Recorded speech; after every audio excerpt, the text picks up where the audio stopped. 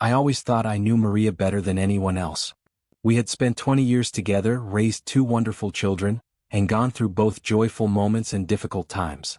To me, she was not just a wife but also my best friend, the person who was always there, who had no secrets. Or at least that's what I believed. It all began on an ordinary winter evening. I came home from work, immediately catching the scent of freshly baked pies and hearing Maria humming an old tune to herself. This was our routine, warm, familiar, almost perfect. But that evening, there was something unusual in her eyes. It seemed as though she was deep in thought about something important, but when I asked, she simply smiled and said everything was fine. Maria was a master at hiding her emotions when she wanted to.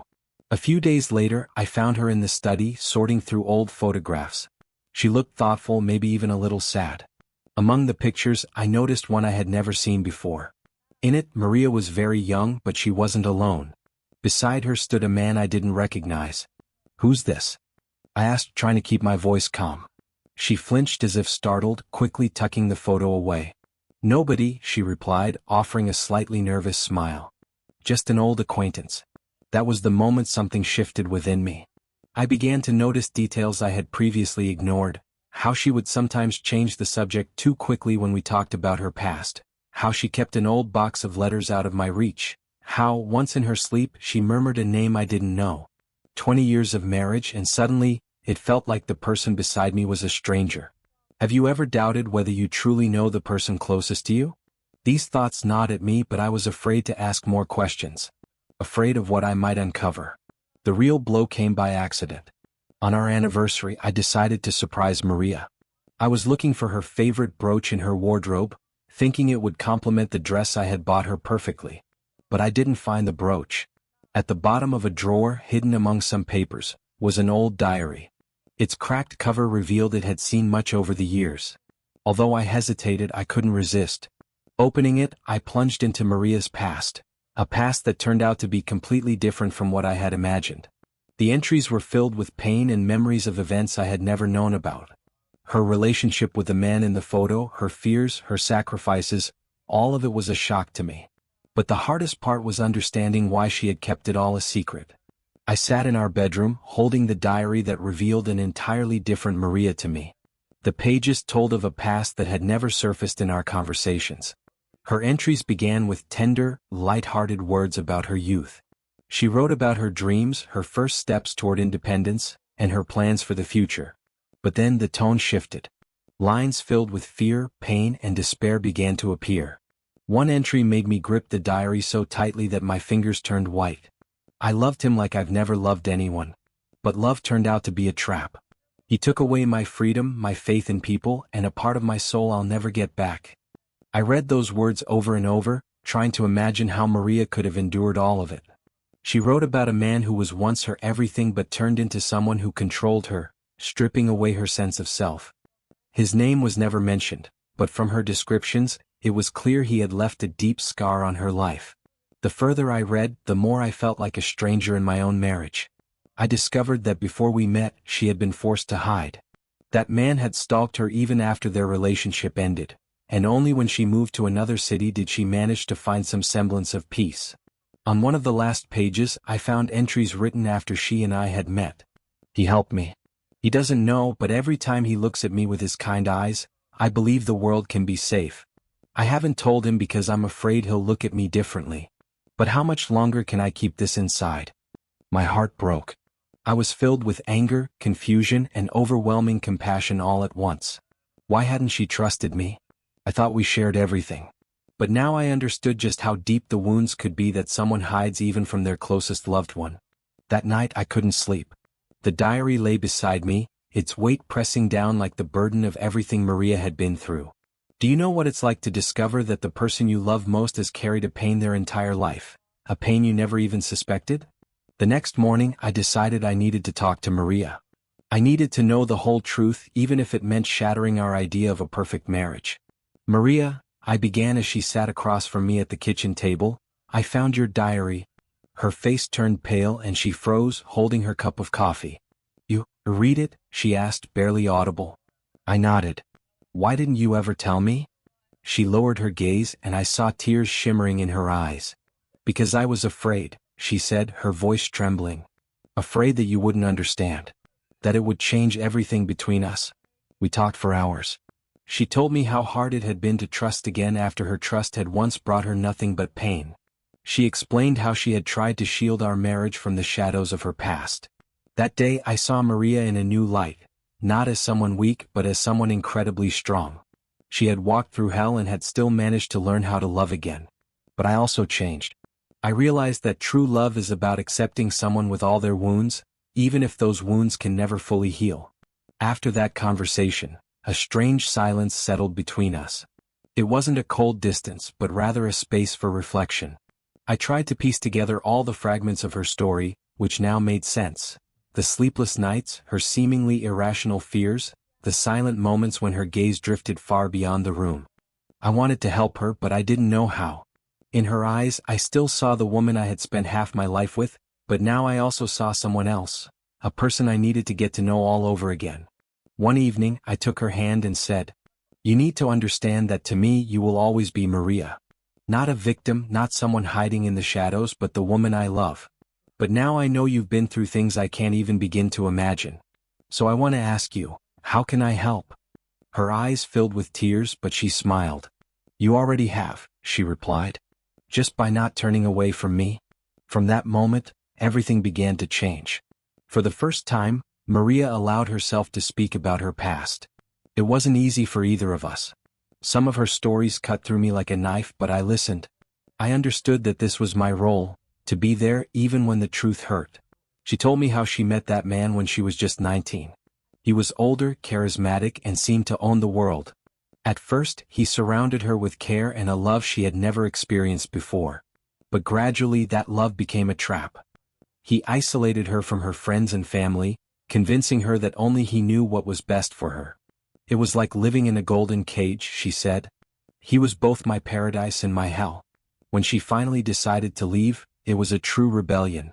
She left everything behind, even her own sense of self, and moved to another city to start over. But the fear that he might find her lingered for years. "And then you came into my life," she said, looking at me. "And for the first time in a long time, I believed I could trust again." Her words were both painful and healing for me. I couldn't change her past, but I could be a part of her future. Together, we decided she needed professional help. A therapist helped Maria confront the things she had buried deep inside herself. The process was difficult but necessary.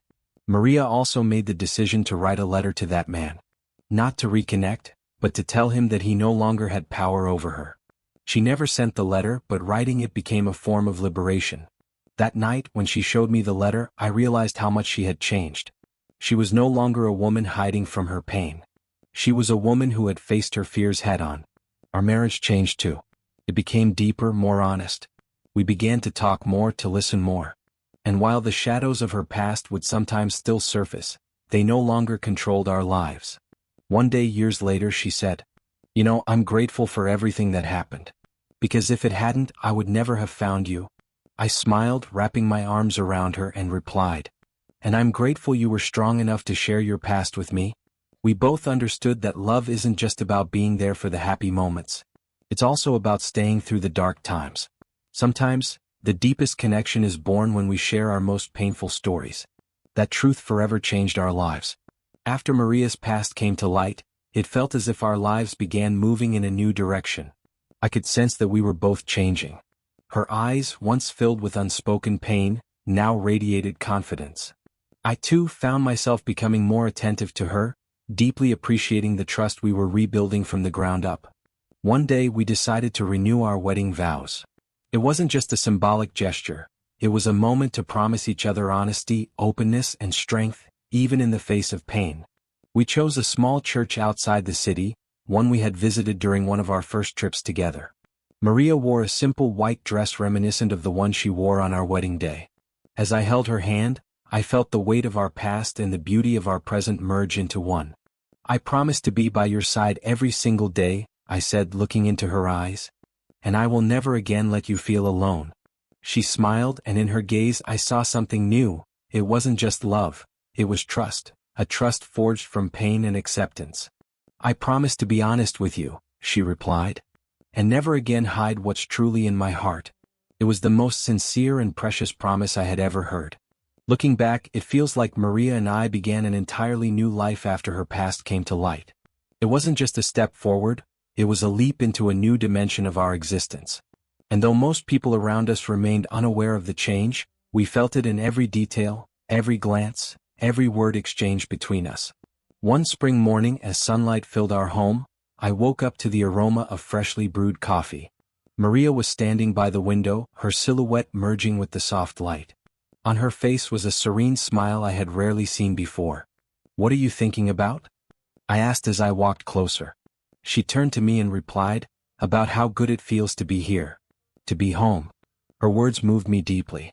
Her idea of home now held a new meaning.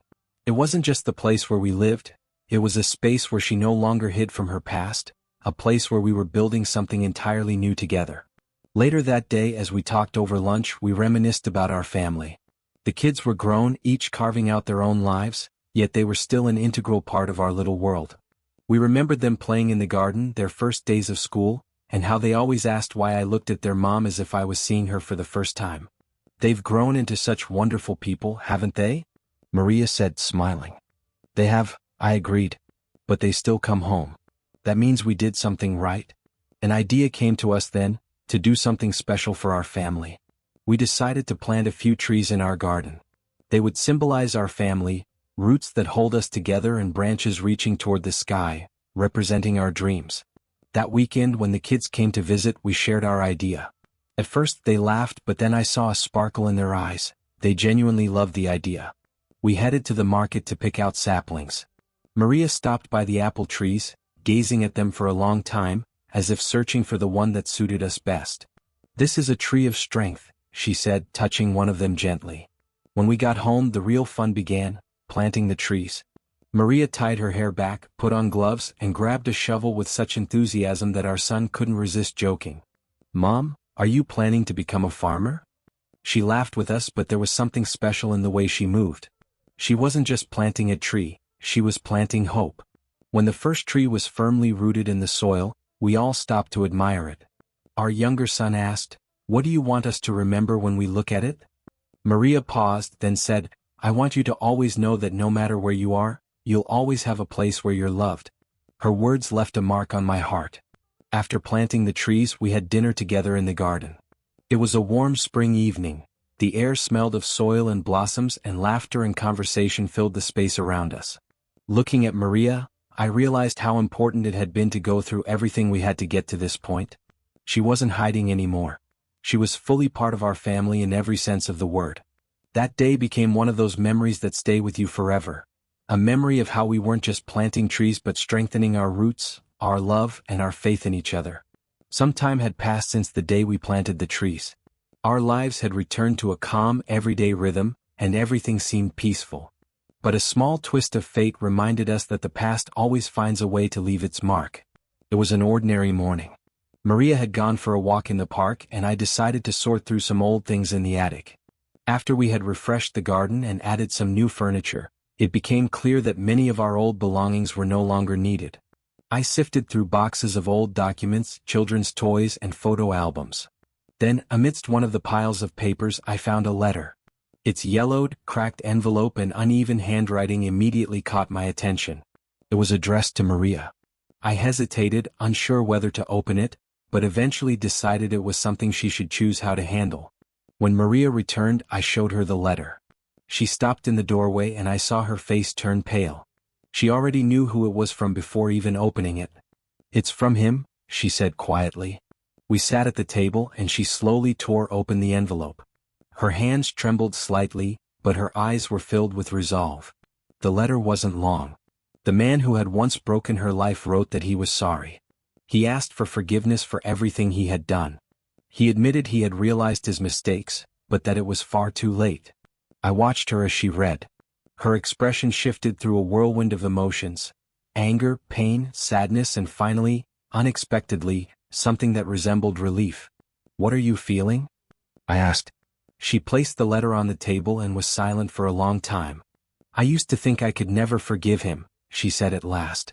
"But now, I don't want to carry this pain anymore. Forgiveness isn't for him, it's for me." She took a lighter, walked out to the yard and burned the letter. We stood together, watching as the ashes rose into the air and scattered in the wind. It was a symbolic ending, one she had been waiting for her entire life. That evening we sat on the terrace, holding hands in silence. I could sense how deeply her thoughts had shifted. "He no longer has any power over me," she said softly. This moment marked a new chapter for us. The letter from the past didn't break her. Instead, it gave her the closure she had been seeking. I realized then that one of the most important things in life is learning to let go. To release pain, fear, resentment. To let go of what is behind us to make room for something new and beautiful. That night, Maria's smile was warmer than ever. It was the smile of someone who had finally freed herself from the burden she had carried for so many years. When Maria finally left her past behind, she felt a new strength awakening within her. The same woman who had spent years avoiding conversations about her pain was now ready to use her experiences to help others. One evening, as we sat in the living room over cups of tea, Maria suddenly shared a thought that had clearly been living in her heart for a long time. "You know," she said, "for so many years I was afraid to talk about what I went through. And now I think about how many women are going through the same thing with no one to turn to. Is that fair?" I looked at her and saw a newfound determination in her eyes. "You can make a difference," I replied. That's how the idea of creating a small support center for women who had experienced abuse was born. At first, it seemed like an almost impossible dream. We didn't have much money or influential connections. But Maria had something far more valuable, an incredible courage and an unshakable belief in the importance of her mission. She started small, by making phone calls. Online, she found forums where women shared their painful stories. At first, Maria simply wrote to them, offering moral support. Then she began calling those who were willing to talk, sharing her story with them in return. One day she returned from a walk with a box in her hands. "What's that?" I asked. "These are letters from women," she said. "They're thanking me for listening. Some even write about how they've started to change their lives." She opened the box, revealing dozens of letters written in different handwriting. Each one was filled with gratitude and hope. "This is just the beginning," she said with a smile. Gradually, her idea grew into a real project. We found a small space nearby that we could rent. It was old and in desperate need of repairs, but we both knew it was the perfect place to create something meaningful. Our kids came to help. Together, we painted the walls, brought in furniture from home, and accepted old sofas from neighbors. When everything was ready, Maria hung a sign above the door, "A gift of courage." The center began its work. Women in need of help came, knowing they would be heard and understood. Maria spent hours talking with them, offering support and helping them explore new possibilities. One day, a young woman named Alina came to us. She was only 22 but carried a weight on her shoulders that made it seem like she had lived several lifetimes. She sat across from Maria, too afraid to even lift her eyes. "I don't know what to do," she said in a quiet voice. Maria took her hand and said the words she herself had once needed to hear. "You are stronger than you think. And I will help you see that." We all watched as Alina began to transform. She started coming to the center every week, joined group sessions and eventually began helping others. A few months later, she landed a job thanks to Maria's guidance. The day she first came to us, she couldn't even make eye contact. Now she stood tall, confident, smiling and grateful for a second chance. Maria often said it was moments like these that gave her the strength to keep going. One day, as we sat in the garden under our trees, she said, "I never thought I'd find so much strength in myself. But do you know what's most important?" "What?" I asked. "Every woman I help gives me a piece of her strength in return. And now I know, everything that happened, all the pain had a purpose, if it helps to change someone else's life." Her words were so full of conviction that I couldn't help but feel even more admiration for her. Maria had become a source of inspiration for so many, a person who proved, through her own example, that even from the deepest pain, something beautiful can grow. The following years became both a challenge and an incredible journey for us.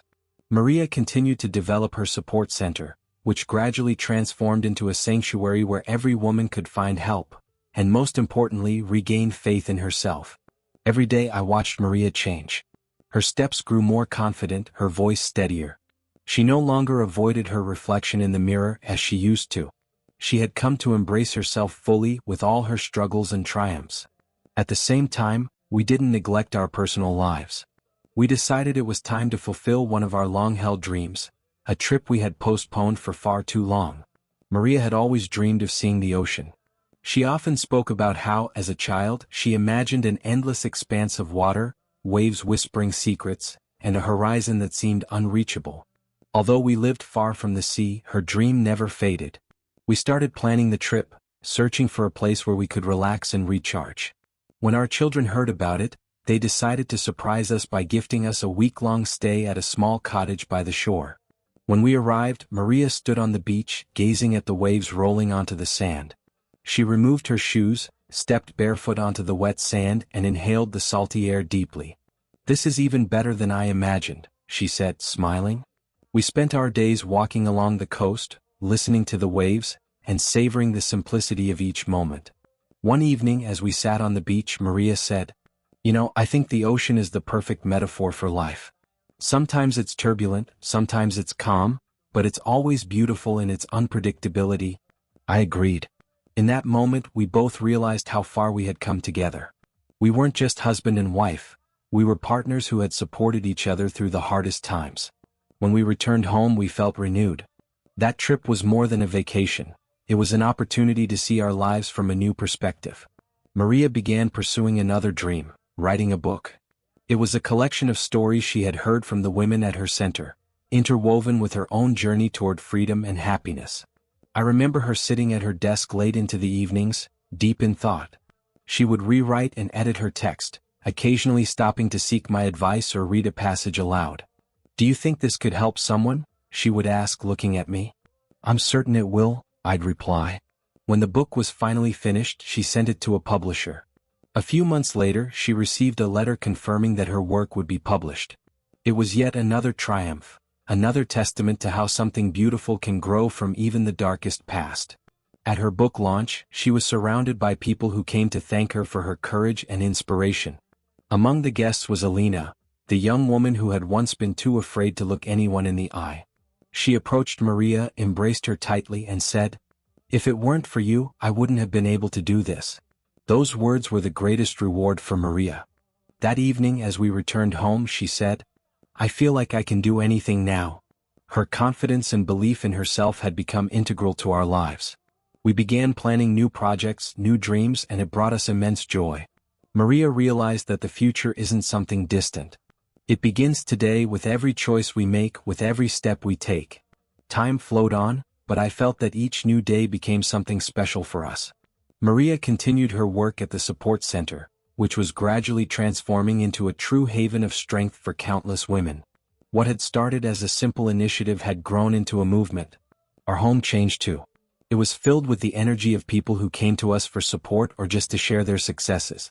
Many evenings we sat at the kitchen table talking about everything that had happened during the day. Maria said one night, gently placing her hand over mine, "Sometimes I feel like we've turned our house into something more than just a place for the two of us." I smiled. "We've simply let it reflect who we are." One day, a woman who had once been too afraid to leave her home came to visit us.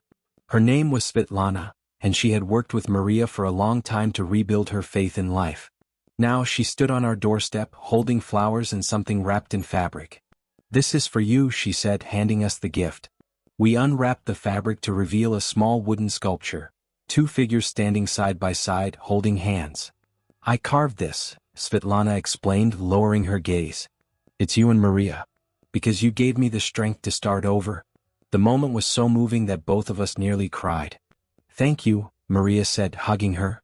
"But you found that strength within yourself. We just supported you." The sculpture now holds a special place in our living room.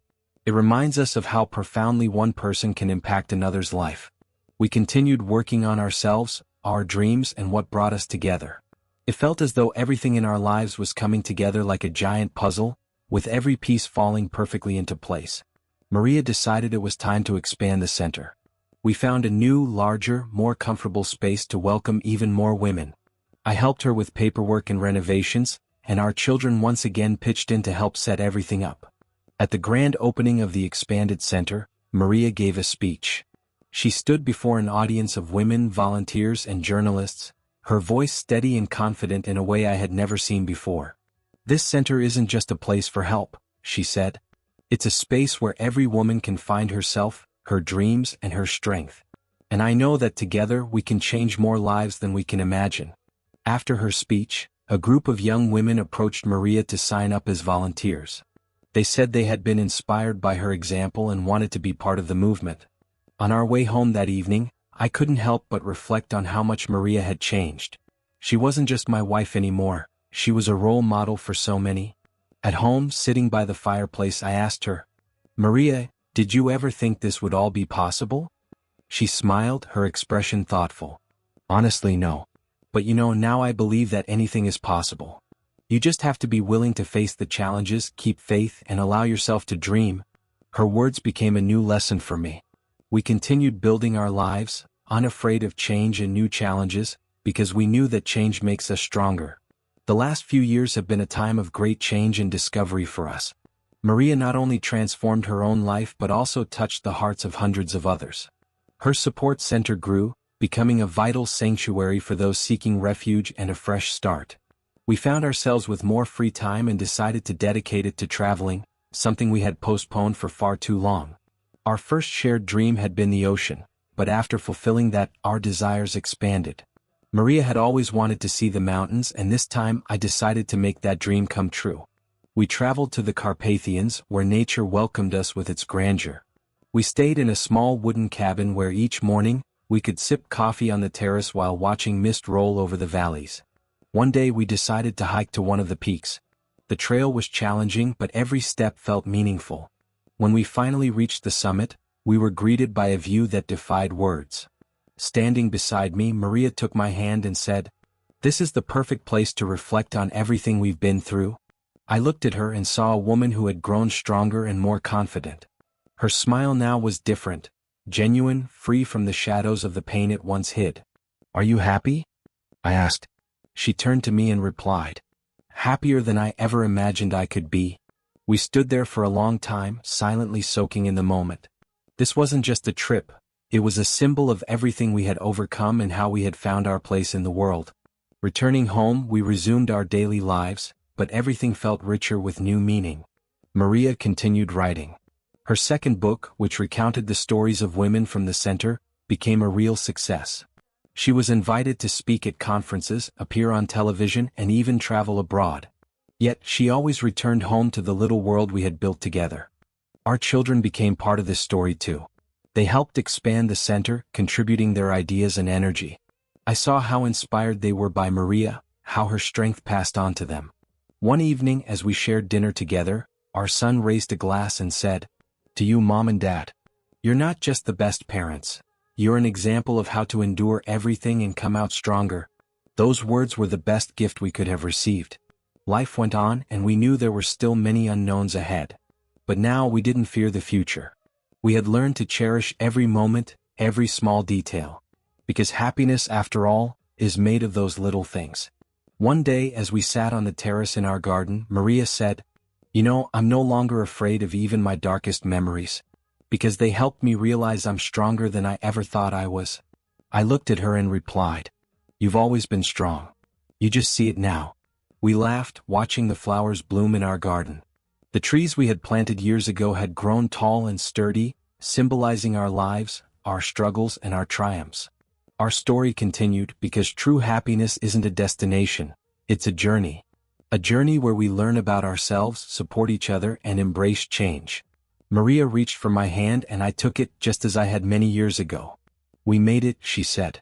"And we'll keep making it," I replied. Because love, faith, and strength are what keep us moving forward. Our lives continue, filled with small joys, mutual support, and the quiet happiness that follows the storm. We've learned to value not just the bright moments but also those that forced us to grow, change, and become stronger. If this story resonates with you or inspires you in any way, feel free to share your thoughts. Your feedback helps shape future stories that touch the heart and bring light to others.